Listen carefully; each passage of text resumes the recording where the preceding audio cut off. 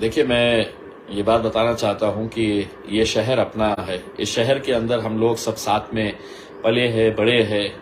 हमारे दोस्त सभी जाति, धर्म और मजहब के हैं। हमने हर त्योहार को साथ में मिलकर मनाया है। लेकिन इस शहर के अंदर कल रात में जो घटना हुई है वो सभी के लिए एक चिंता का और कहीं न कहीं एक शर्म महसूस करने वाली घटना है, जिसकी मैं भी निंदा करता हूँ। अब हमारी सबकी ये जिम्मेदारी है, हमें शहर के अंदर अमन कैसा बरकरार रखे, शांति कैसी बरकरार रखे। इसके लिए सभी को एक ही आवाज के अंदर बात करनी होगी कि नहीं, मैं अपनी जिम्मेदारी संभालते हुए, ये शहर मेरा है, मैं शहर को जलने नहीं दूंगा। ये हम सबको सोचने की जरूरत है।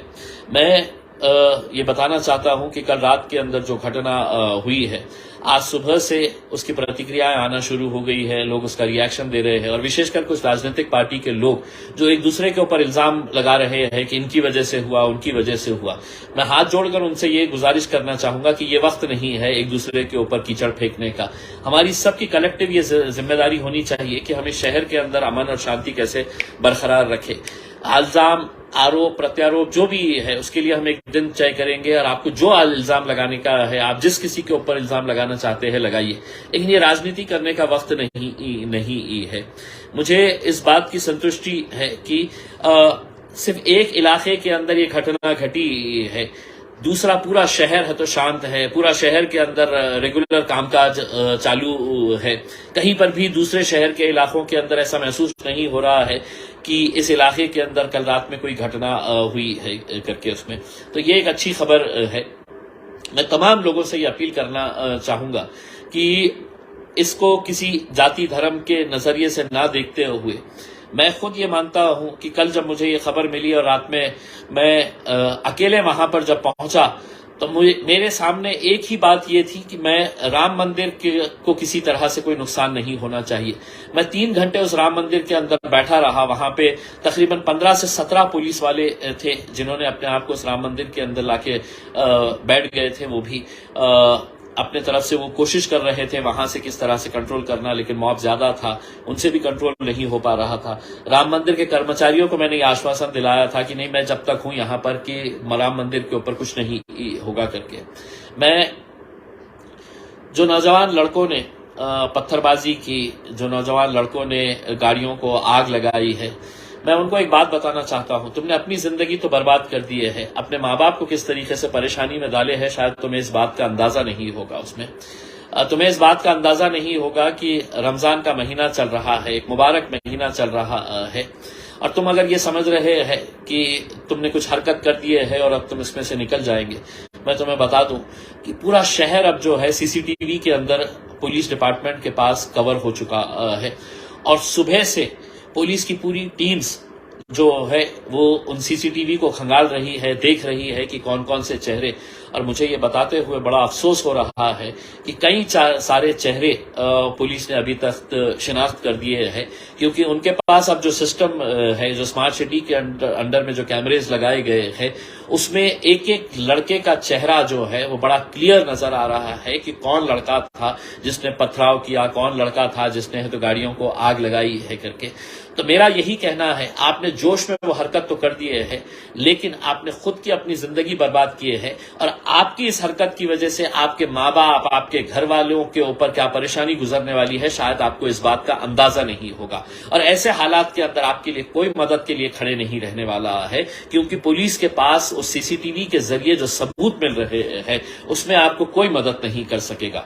मैं आप लोगों से सिर्फ इतनी अदबन गुजारिश करना चाहता हूं, ये रमजान का महीना चल रहा है, आज रामनवमी जो है वो हमारे हिंदू भाइयों के लिए बहुत बड़ा त्योहार है, वो बड़ा जुलूस निकालते हैं, हर साल निकालते हैं।